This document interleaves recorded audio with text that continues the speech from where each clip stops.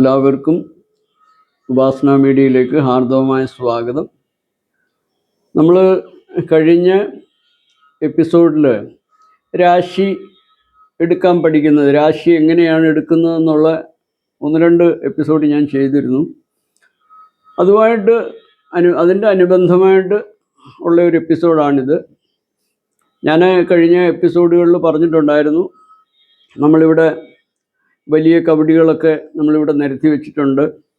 ഇതെല്ലാം നമ്മുടെ ഉപാസനാമൂർത്തികൾ, അല്ലെങ്കിൽ സുബ്രഹ്മണ്യ സ്വാമി, ഗുരു വിഷ്ണു, മഹാവിഷ്ണു, അല്ലെങ്കിൽ നാരായണൻ, അല്ലെങ്കിൽ ഗുരുക്കന്മാർ, ഋഷിമുനീശ്വരന്മാർ, ആരെ വേണേലും നമുക്ക് നമ്മുടെ സങ്കല്പത്തിൽ ആരെയൊക്കെ നമുക്ക് ഈ വലിയ കവടിയുടെ സ്ഥാനങ്ങളിൽ നമുക്ക് വെക്കണോ, ഇപ്പം അങ്ങനെയൊക്കെ നമുക്ക് വെക്കാം. ഇതിപ്പം ഞാൻ രാശി എടുക്കുന്ന സമയത്ത് എൻ്റെ പരംഗുരുവിൻ്റെ സ്ഥാനത്താണ് ഈ വലിയ കവടി ഞാൻ ഇതിങ്ങനെ വയ്ക്കും.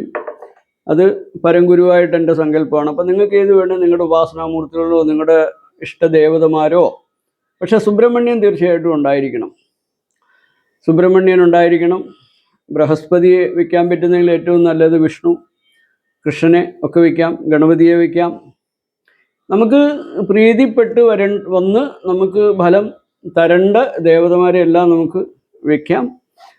അപ്പോൾ ഇതുമായിട്ട് ബന്ധപ്പെട്ട് ഞാൻ പറയാൻ ഉദ്ദേശിക്കുന്നത്, ഞാൻ ആദ്യം തന്നെ പറഞ്ഞിട്ടുണ്ട്, ഇത് 108 കവടിയാണ്.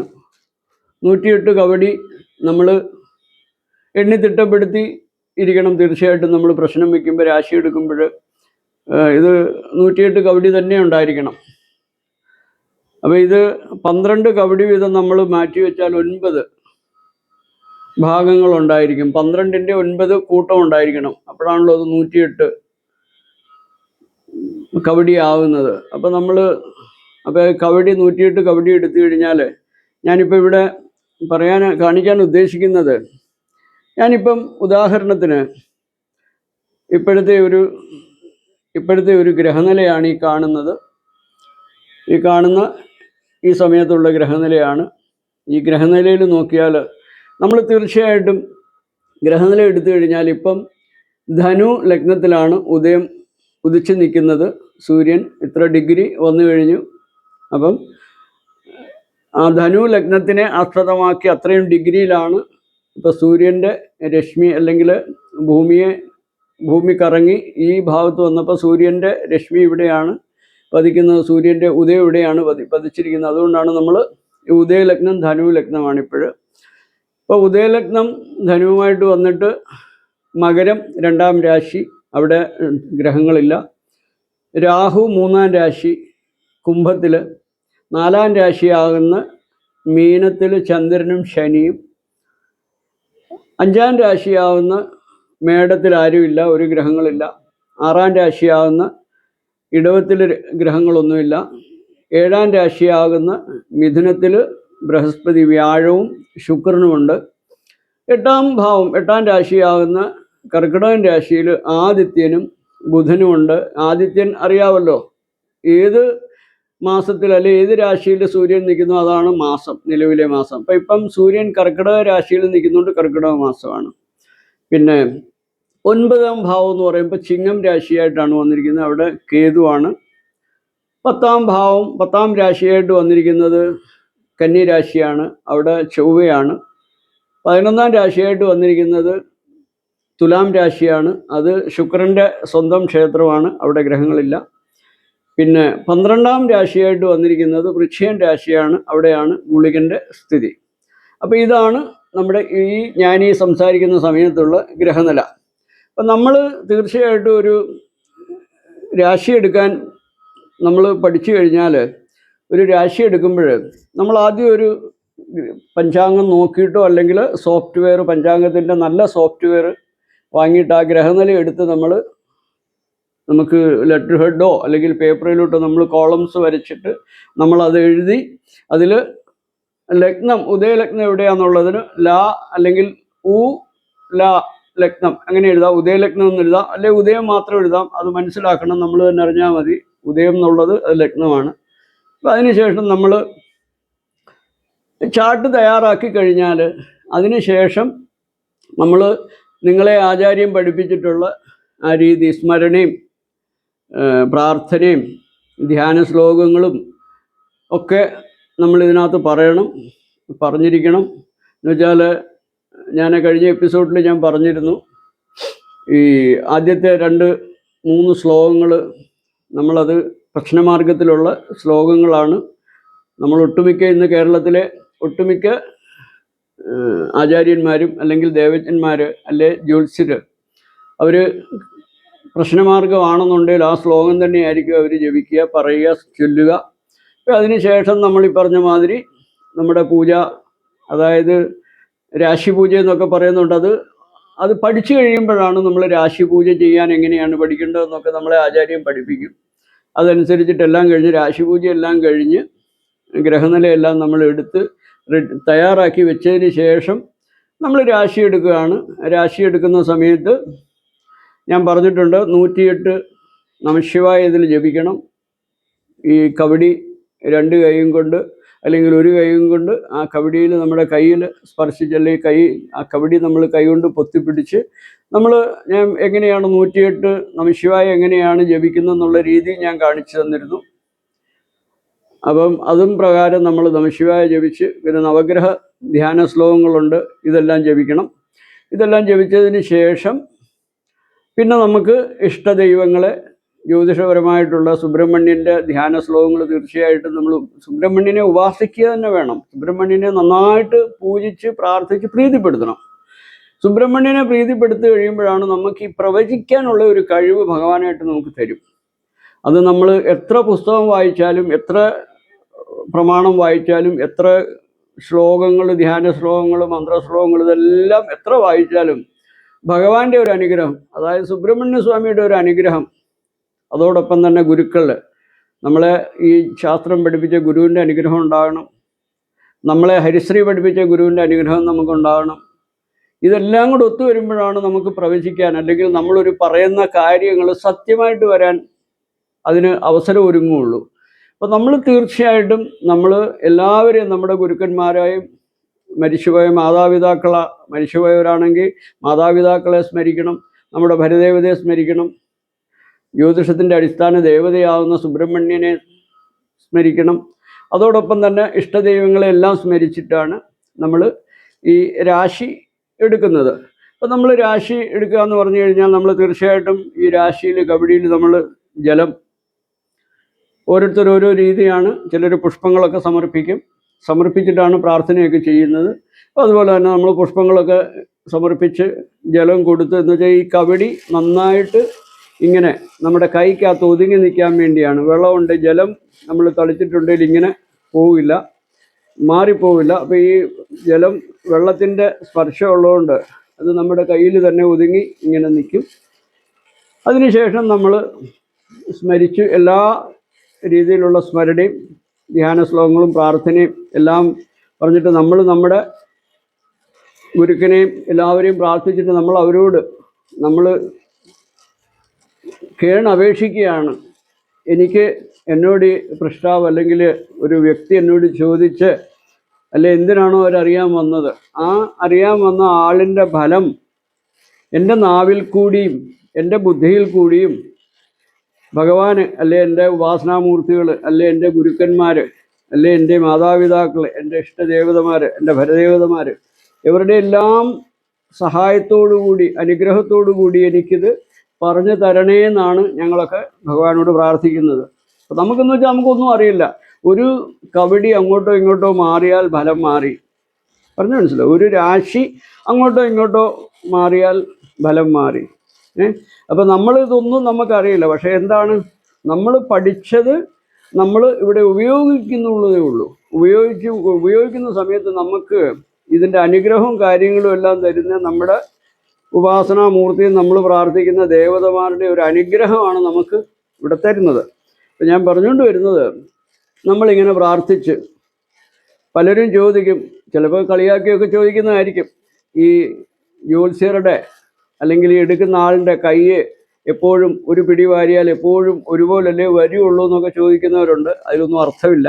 ഇപ്പം ഞാനൊരു പിടി വാരി ഞാൻ വാരി സ്മരിച്ചു, ഞാനിവിടെ വെച്ചു കഴിഞ്ഞിട്ട് ഞാൻ എടുക്കുന്ന രീതി പറഞ്ഞിട്ടുണ്ട്. കർക്കിടകം, വൃശ്ചികം, മീനം. അപ്പം എന്തായി? 12 കവടിയായി. അപ്പോൾ 12 കോളത്തിൽ വന്നു. അപ്പം മേടം മുതൽ, മീനത്തിലല്ല മേടം മുതലാണ് രാശി തുടങ്ങുന്നത് ഞാൻ പറഞ്ഞിട്ടുണ്ട്. അപ്പം മേടം മുതൽ വീണ്ടും മീനം വരെയുള്ള 12 രാശിയാണിത്. 12 കവടിയാണിത്. അതുപോലെ വീണ്ടും നമ്മൾ കർക്കിടകം, വൃശ്ചികം, മീനം. അപ്പോൾ എന്തായി? 2 പ്രാവശ്യം നമ്മൾ 12 കോളത്തിലും നമ്മൾ വെച്ചു. അപ്പോൾ എന്തായി? ഓരോ കോളത്തിലും 2 കവടി വീതം വന്നിട്ടുണ്ട്. അടുത്തത് വീണ്ടും നമ്മൾ നോക്കുകയാണ്. ഇനി ഒരു ട്രിപ്പ് കൂടെ ഉണ്ടോ അത് നമ്മൾ നോക്കണം. കർക്കിടകം, വൃശ്ചികം, മീനം. അപ്പം 12 കോളത്തിലും 12 രാശിയിലും 3ാമത്തെ കവടി എല്ലായിടവും വന്നു കഴിഞ്ഞു. ബാക്കി ഒരെണ്ണമാണ് വന്നിരിക്കുന്നത്. അപ്പോൾ അതെവിടെയാണ്? നമ്മൾ മേടത്തിൽ നിന്നാണല്ലോ തുടങ്ങുന്നത് അല്ലേ? അപ്പോൾ മേടത്തിൽ തന്നെ ഈ കവടി. അപ്പോൾ എന്തായി? നമ്മളെടുത്ത ഗ്രഹനില എടുത്ത സമയത്ത് നമുക്ക് ധനുവാണ് ഉദയലഗ്നം, ഉദിച്ചു നിൽക്കുന്ന ലഗ്നം ധനുവാണ്. നമുക്ക് വന്നിരിക്കുന്ന രാശി നമ്മൾ 3 പ്രാവശ്യം 3 കവടി വീതം വെച്ച് എല്ലായിടവും വെച്ചതിന് ശേഷം ഒരു കവടി ബാക്കി വന്നു. അത് മേടം രാശി എന്നാണ് തുടങ്ങുന്നത്. അപ്പോൾ അത് മേടം രാശി. അപ്പോൾ ഇതിൻ്റെ സ്ഥാനത്ത് 2 കവടി ഉണ്ടായിരുന്നെങ്കിൽ അപ്പം ഇടവത്തിൽ വന്നേനെ ആരൂഢം. ഇനി ഇതൊന്നുമല്ല, ഈ കവടി ഇല്ല. അപ്പം എന്തായേനെ?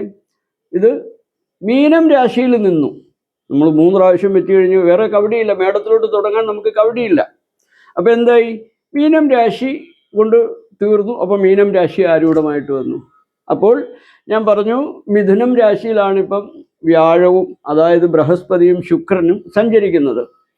അപ്പോൾ ഈ ബൃഹസ്പതിയാവുന്ന ഗുരുവും ശുക്രനും മിഥുനം രാശിയിൽ നിൽക്കുകയാണ്. 2 ശുഭന്മാരാണ്.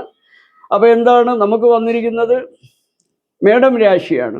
മേടം രാശിയുടെ ആരൂഢാധിപതി, അല്ലെങ്കിൽ ആ ആരൂഢം വന്ന രാശിയുടെ അധിപതി, അല്ലെങ്കിൽ ആ രാശിയുടെ അധിപതി ചൊവ്വയാണ്. അപ്പോൾ ഇവിടെ ഈ ചൊവ്വയെ കൊണ്ട് അത് ദേവപ്രശ്നമൊക്കെ ആകുമ്പോഴാണ് അതിന് പ്രമാണമൊക്കെ എടുത്തു വെച്ചിട്ട് പ്രമാണമൊക്കെ വായിച്ചു കഴിഞ്ഞാൽ അതിനകത്ത് വരുന്ന അർത്ഥങ്ങൾ വെച്ചിട്ടാണ് ദേവജ്ഞന്മാർ ഫലം അവിടെ പറയുന്നത്. പക്ഷെ നമുക്കറിയാം, ജ്യോതിഷം പഠിപ്പിക്കുമ്പോഴേ നമ്മൾ ശിഷ്യന്മാരെ പഠിപ്പിക്കുമ്പോഴേ പറയും, അതായത് മേടം രാശി ആരൂഢമായിട്ട് മേടം രാശിയിലെ ചൊവ്വയെ കൊണ്ട് നമ്മൾ സുബ്രഹ്മണ്യനെ ചിന്തിക്കണമെന്നും, പിന്നെ അവിടെ ഓജരാശി ഒക്കെ നിന്നാൽ യുഗ്മരാശിയായിട്ടാണ്. ഇതിപ്പം ഓജരാശിയാണ്, 1ാമത്തെ തുടങ്ങുന്ന രാശിയാണ്. അപ്പോൾ ഈ ഓജരാശിയിൽ നിൽക്കുന്ന ഗ്രഹങ്ങൾ നിന്നാലാണ് നമ്മൾ ആ ഗ്രഹത്തിനെ കൊണ്ട് ഓജരാശി, യുഗ്മരാശി പറഞ്ഞിട്ട് നമ്മൾ ദേവത, അല്ലെങ്കിൽ ആ ദേവത ആരാണെന്നുള്ളത് നമ്മൾ തീരുമാനപ്പെടുത്തുന്നത്. ഇപ്പോൾ അതിലോട്ട് നമ്മൾ പോകണ്ട, ഇത് തുടക്കമാണ്. അപ്പോൾ നമ്മൾ എന്ത് ചെയ്യുന്നു? മേടം രാശി ആരൂഢമായിട്ട് വന്നപ്പം അവിടെ മേടം രാശിയിൽ ആരുമില്ല, ഒരു ഗ്രഹങ്ങളും അവിടെ ഇല്ല. ഒന്നിൽ മേടത്തിലില്ല, ഇടവത്തിലില്ല, മിഥുനത്തിൽ ബൃഹസ്പതി, അതായത് ഗുരുവും ശുക്രനും ഉണ്ട്. അപ്പോൾ എന്തായി? ഞാൻ നേരത്തെ എപ്പിസോഡുകളിൽ പറഞ്ഞിട്ടുണ്ട്, ലഗ്നം 2, 4, 5, 7, 9, 11 ഈ ഭാവങ്ങളൊക്കെ ശുഭഭാവങ്ങളാണ്. അതായത് കേന്ദ്രഭാവം എന്ന് പറയുമ്പോൾ ലഗ്നം 4, 7, 10 ഇത് കേന്ദ്രഭാവങ്ങളാണ്. ഇനിയും ഓരോ ഗ്രഹങ്ങൾ നോക്കുന്ന ഒരു രീതിയുണ്ട്. ചില ഗ്രഹങ്ങൾ നേരെ 7ലോട്ട് ദൃഷ്ടി, പിന്നെ ഒരുമാതിരിപ്പെട്ട എല്ലാ ഗ്രഹങ്ങളെയും കൊണ്ടും നമുക്ക് 7ലോട്ട് ദൃഷ്ടി പറയുകയും ചെയ്യാം. അപ്പോൾ അതവിടെ നിൽക്കട്ടെ. അപ്പം നമ്മളിത് തുടക്കക്കാർക്ക് വേണ്ടിയാണ് ഇത് പറയുന്നത്. അപ്പം നമുക്ക് മേടം രാശി ആരൂഢമായിട്ട് വന്നപ്പം 3ാം ഭാവം ഞാൻ പറഞ്ഞു, 3, 6, 8, 12 ഇത് നല്ല ഭാവങ്ങളല്ല. ശുഭഗ്രഹങ്ങൾ ഇവിടെ നിൽക്കാൻ പാടില്ല. പാവന്മാരൊക്കെ നിന്നാൽ കുറച്ചുകൂടെ നമ്മൾ ഫലം വേറെ രീതിയിൽ പറയും. പക്ഷേ ഇവിടെ ശുഭന്മാരാണ് 3ൽ വ്യാഴവും ശുക്രനും. അപ്പോൾ എന്തായി? ആരൂഢാധിപതിയാകുന്ന ചൊവ്വ നിൽക്കുന്നത് 1, 2, 3, 4, 5, 6ലാണ്. അപ്പോൾ ചൊവ്വ 6 നിന്നാലുള്ള ഫലങ്ങളൊക്കെ ഇനിയുള്ള ഇതുമായിട്ട് കണ്ടിന്യൂ, ഇതിൻ്റെ തുടർച്ചയായിട്ടുള്ള ആ രാശികൾ പഠിപ്പിക്കുന്ന സമയത്തും അല്ലെ ഇത് പറയുന്ന സമയത്തും അതിനെപ്പറ്റി നമ്മൾ പറയും. അപ്പം ഇപ്പം ആരൂഢാധിപതി 6 ശത്രുസ്ഥാനത്താണ്, ചൊവ്വയാണ്. 2-ാം ഭാവാധിപതിയും 12-ാം ഭാവാധിപതിയും പിന്നെ 1, 2, 3, 4, 5, 6, 7, 8, 9-ാം ഭാവാധിപതി. ഇവിടെ വ്യാഴം നമ്മുടെ ഈ വന്ന ആരൂഢത്തിൻ്റെ 9-ാം ഭാവാധിപതിയും 12-ാം ഭാവാധിപതിയാണ് ബൃഹസ്പതി, അതായത് വ്യാഴം. ആ വ്യാഴം 3-ലായി 2-ാം ഭാവാധിപതിയാകുന്ന ശുക്രനുമായിട്ട് യോഗം ചെയ്ത് 3-ലായി. അപ്പോൾ നമ്മൾ ഇനി ഇതിൽ നോക്കേണ്ടത്, അപ്പോൾ നമ്മൾ അറിഞ്ഞു വ്യാഴം എവിടെയാണ്, ഈശ്വരാധീനം ഇല്ല എന്ന് തന്നെ പറയാം. ഈശ്വരാധീനം ഇല്ല, ലവലേശമില്ല. അപ്പോൾ നമ്മൾ നോക്കേണ്ടത് അടുത്തത്, ഈ രാശിക്ക് നമുക്ക് ഒരു ബാധാസ്ഥാനമുണ്ട്. ഞാൻ എപ്പോഴും പറഞ്ഞു, എല്ലാ ചരരാശിക്കും ബാധാസ്ഥാനം കുംഭം രാശിയായിരിക്കും.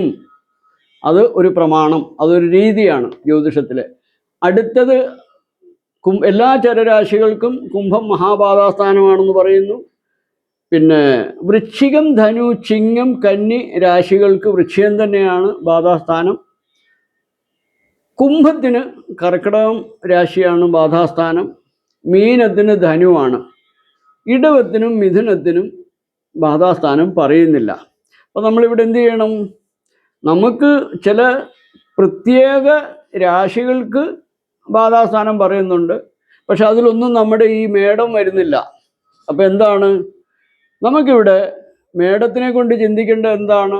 ചരരാശിയായിട്ട് തന്നെ ചിന്തിക്കണം. ചരം, സ്ഥിരം, ഉഭയം. അതായത് 4, ഞാൻ കഴിഞ്ഞ എപ്പിസോഡിൽ പറഞ്ഞ 4 കോർണറിലുള്ള ഉഭയരാശിയാണ്. അപ്പം ഇവിടെ ഉഭയരാശിയിലാണ് ഈ ശുക്രനും വ്യാഴം കൂടെ നിൽക്കുന്നത്. അപ്പം ചരരാശിയായിട്ടുള്ള മേടം രാശി നമുക്ക് ആരൂഢമായിട്ട് വന്നപ്പോൾ അതിൻ്റെ ബാധാസ്ഥാനം കുംഭം രാശിയാണ്, 11-ാം ഭാവം. ചരത്തിന് 11-ഉം സ്ഥിരത്തിന് 9-ഉം ഉഭയത്തിന് 7-ഉം. ഞാൻ ഈ പ്രത്യേക ഗ്രഹങ്ങൾക്കല്ലേ രാശികൾക്ക് ബാധാസ്ഥാനം പറഞ്ഞിട്ടുള്ളതിൽ ഇത് വന്നിട്ടില്ലെങ്കിൽ നമ്മൾ ഈ രീതി, ഈ കൺസെപ്റ്റാണ് നമ്മൾ തിരഞ്ഞെടുക്കേണ്ടത്. അപ്പം ഇവിടെ ചരരാശിക്ക് കുംഭം രാശി, അതായത് 11-ാം ഭാവം. സ്ഥിരരാശിക്ക് 9-ാം ഭാവം. ഈ ഉഭയരാശിക്ക് 7-ാം ഭാവം. അപ്പോൾ നമുക്ക് 11-ൽ കുംഭം രാശിയാണ് വന്നിരിക്കുന്നത്. അപ്പോൾ ഈ രാശിയിൽ ശനിയാണ് ബാധാധിപതി. അപ്പോൾ ഈ ശനി നിൽക്കുന്നത് എവിടെയാണ്? 12-ൽ. 12-ാം ഭാവം എന്ന് പറയുന്നത് വ്യാഴത്തിൻ്റെ രാശി. അവിടെ ചന്ദ്രനും നിൽപ്പുണ്ട്. അപ്പം എൻ്റെ യുക്തി വെച്ച് ഞാനിത് പറയുമ്പോൾ ഈ ബാധയിലുള്ള ശനി 12-ൽ വന്ന് നഷ്ടഭാവത്തിൽ, വ്യയഭാവത്തിൽ നിൽക്കുമ്പോൾ നമ്മൾ എന്തു ചെയ്യും? നമ്മൾ തീർച്ചയായിട്ടും ആ ശനി നിൽക്കുന്ന 12-ാം ഭാവം നമ്മൾ മനസ്സിലാക്കി. ഈ ശനി നഷ്ടപ്പെട്ട ശനി, അല്ലെ നഷ്ടത്തിൽ പോയ ശനിയാണ്, ഇപ്പം നിലവിലില്ലാത്തതെന്നൊക്കെ നമുക്ക് വേണമെങ്കിൽ ചിന്തിക്കാം. ബാധയിലുള്ള ശനി. അപ്പോൾ ആ ശനി കുംഭം രാശി ബാധാസ്ഥാനമായിട്ട് വന്നിട്ട് ആ രാശിയുടെ അധിപതിയാണ്.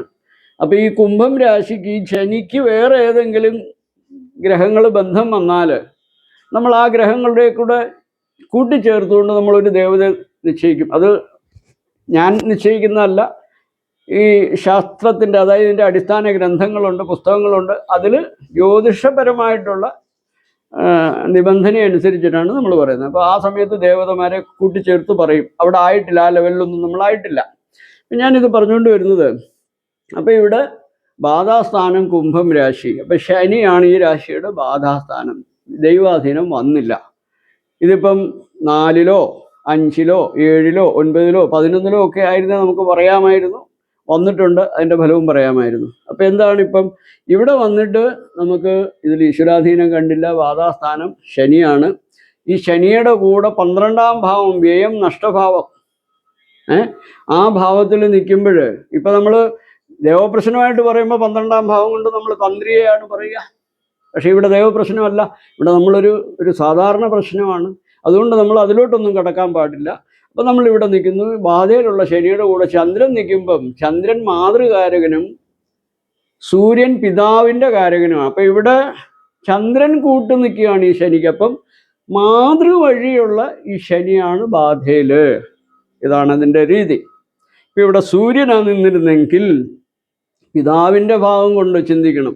പിതാവിൻ്റെ ഭാവത്ത് നിന്ന് വന്ന ബാധാദോഷത്തിലുള്ള ഒരു ശനി, അത് ശാസ്താഭാവം ശനിയെ കൊണ്ട് നമ്മൾ ആഞ്ജനേയ സ്വാമിയെ പറയും ശനിക്ക് ഗുളികന്. ഇപ്പം ഇവിടെ ഈ ശനി നോക്കുന്നത്, അല്ലെങ്കിൽ 12-ൽ നിൽക്കുന്ന ഉദയലഗ്നത്തിൻ്റെ 12-ൽ നിൽക്കുന്ന ഗുളികൻ ദൃഷ്ടി ചെയ്യുന്നത് ഈ ശനിയെ ചെയ്യുന്നുണ്ട്. എങ്ങനെ?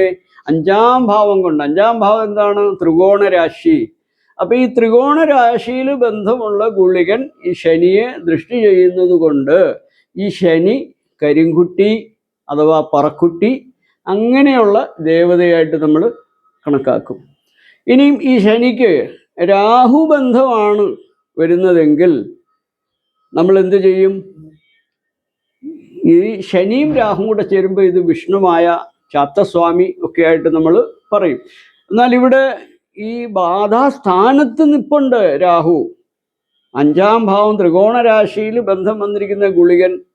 അപ്പോൾ അതൊരു കരിങ്കുട്ടി അല്ലെങ്കിൽ പറക്കുട്ടി, അതായത് മലദൈവങ്ങളൊക്കെ നമ്മൾ പറയും. ഇവിടെ ബാധാസ്ഥാനത്ത് രാഹു നിൽക്കുന്നു, ബാധയിലുള്ള ശനി 12-ഉം വന്ന് നിൽക്കുന്നു. അപ്പോൾ ആ ശനിക്ക് ഓൾറെഡി ബന്ധം വന്നു കഴിഞ്ഞു. ബാധാസ്ഥാനത്ത് നിൽക്കുന്ന രാഹുവും ശനിയും ബന്ധം വന്നു. അപ്പോൾ നമ്മൾ എങ്ങനെയെല്ലാം ചിന്തിക്കണം? അതായത് രാഹുവിന് ബന്ധം വന്നു കഴിഞ്ഞപ്പോൾ ഇതൊരു ചാത്തസ്വാമിയോ അല്ലെങ്കിൽ ഒരു വിഷ്ണുമായ സ്വാമിയോ കരിങ്കുട്ടിയോ പറക്കുട്ടിയോ ഇങ്ങനെയെല്ലാം നമ്മൾ, പക്ഷെ അത് പ്രശ്നം പറയുമ്പോൾ നമ്മളത് പറയുന്ന സമയത്ത് നമ്മൾ കണ്ണുമടച്ച് പറഞ്ഞാൽ ഒരു കാര്യവും നടക്കത്തില്ല. നമ്മൾ ബാക്കിയുള്ള എല്ലാ ഗ്രഹങ്ങളുടെയും സ്ഥിതി വിശേഷങ്ങൾ, അവരുമായിട്ടുള്ള ബന്ധം, ദൃഷ്ടി, ഭാവം ഇതെല്ലാം നമ്മൾ സൂക്ഷ്മമായിട്ട് പഠിച്ചതിന് ശേഷമേ നമ്മളൊരു ദേവതയെ കറക്റ്റായിട്ട് ഇതാണ് ദേവതയെന്ന് ഉറപ്പിക്ക് പറയാൻ പാടുള്ളൂ. അല്ലെങ്കിൽ നമ്മൾ പ്രശ്നം എടുക്കുന്ന ആൾക്കാർ വഷളാവും, അവിടെ ചോദ്യം ഉണ്ടാവും. അപ്പോൾ അതൊക്കെ നമ്മൾ ജ്യോതിഷം പറയുമ്പോൾ നമ്മൾ കൈകാര്യം ചെയ്യുമ്പോൾ തീർച്ചയായിട്ടും, അതുകൊണ്ടാണ് ഞാൻ വീണ്ടും വീണ്ടും പറയുന്നത്, ജ്യോതിഷം ആർക്കും പഠിക്കാം, പക്ഷേ നമുക്ക് ഉപാസനയുണ്ടാവണം. ഉപാസന ഉണ്ടെങ്കിൽ എന്താണ്? നമ്മുടെ ഉപാസനാമൂർത്തികൾ നമ്മുടെ മനസ്സിൽ പറഞ്ഞു തരും, ഇതാണ് ഇതാണ് ഇങ്ങനെയാണ്, ഇങ്ങനെ വന്നിട്ടുള്ളത് കൊണ്ട് ഇതാണ് സംഭവം. നമുക്ക് ഉൾവിളി ഉണ്ടാവും, അതനുസരിച്ചിട്ടായിരിക്കും നമ്മൾ പറയുക. അപ്പം ഞാൻ ഈ എപ്പിസോഡ് ഇനിയും ഇതുമായിട്ട് ബന്ധപ്പെട്ട് ഇനി ഇതിൻ്റെ അനുബന്ധമായിട്ട് വരുന്ന എപ്പിസോഡുകൾ കണ്ടെങ്കിൽ മാത്രമേ രാശിയെക്കുറിച്ച് കംപ്ലീറ്റ് അല്ലെങ്കിൽ സൂക്ഷ്മമായിട്ടല്ലേ ഒരു